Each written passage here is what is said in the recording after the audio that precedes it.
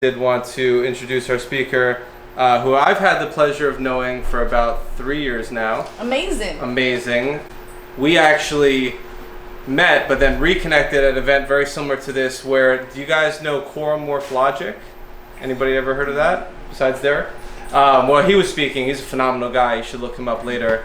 But we're so interesting that when we met, I was not involved in the marine space at all. And I'd like to think maybe somehow you sparked something in me and changed the course of my life. But Paola Espitia is a speaker at sea who has spent 20 weeks cruising over 17,500 nautical miles through the Panama Canal, around Cuba, up Alaska's Inside Passage, and in and out of marine harbors, sharing her passion for and expertise in marine conservation to thousands of people.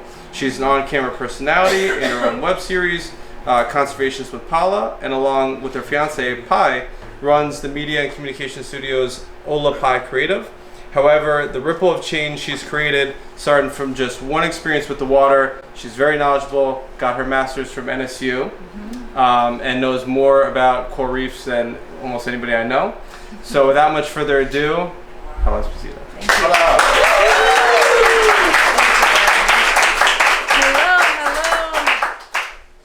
Thank you so much for that introduction, Evan. That was really great. I appreciate that.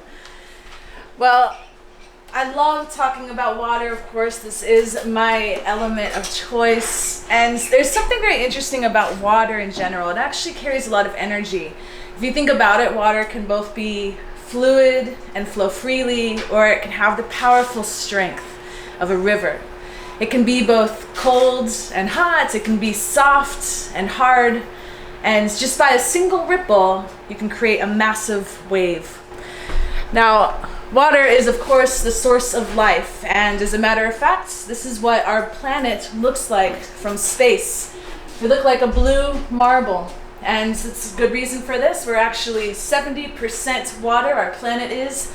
And it just so turns out that not only is our blue planet 70% water, but so too is our mind, our heart, our lungs, and our body. 70% water. And so we follow the water to find life in the universe. We come back to water to reconnect to ourselves.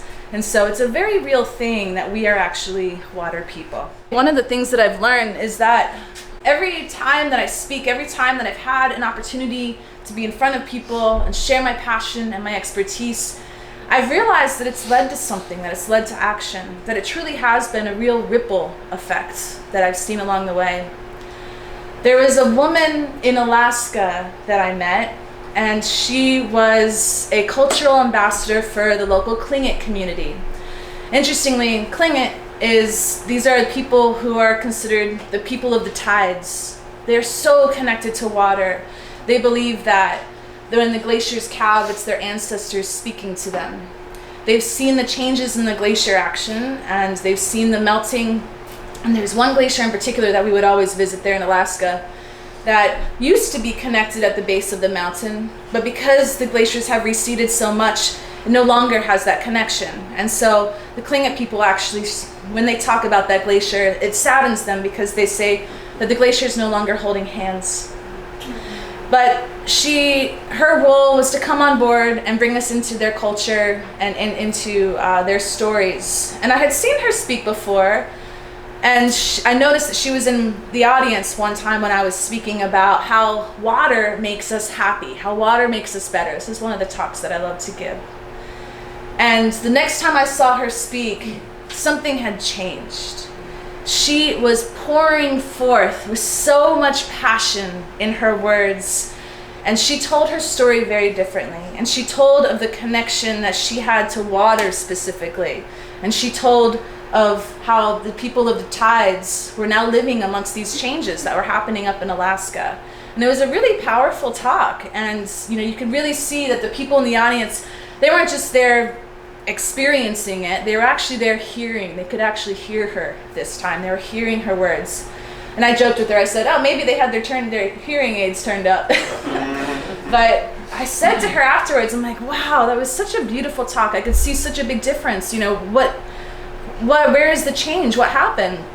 And she actually said that it was after seeing one of my talks that she was so moved to incorporate more of that water piece into her own talk, that she actually changed her talk and made it more powerful and made it come from her voice in a very different way. And that was when it really hit me that how incredible it is that I may just be one person, but yet I could make that impact on somebody else. And how her giving her talk to hundreds of people every single week was then inspiring them and touching them in a new way. And that's exactly what it's all about. You know, it's that single moment that creates this ripple of change. So like the canals here in the Venice of the Americas, we are now all connected. Being here in this room, we're all connected. What if you were to follow your curiosity? What if you were to become a wave maker for somebody else and create a moment like that for somebody else?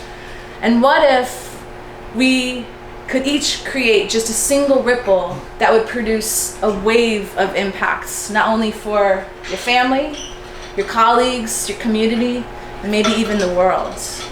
That is just something that I'm so excited about, I'm so energized about. And I know that what I have done has just been all the result of a single little moment that happened to start with the blue marble.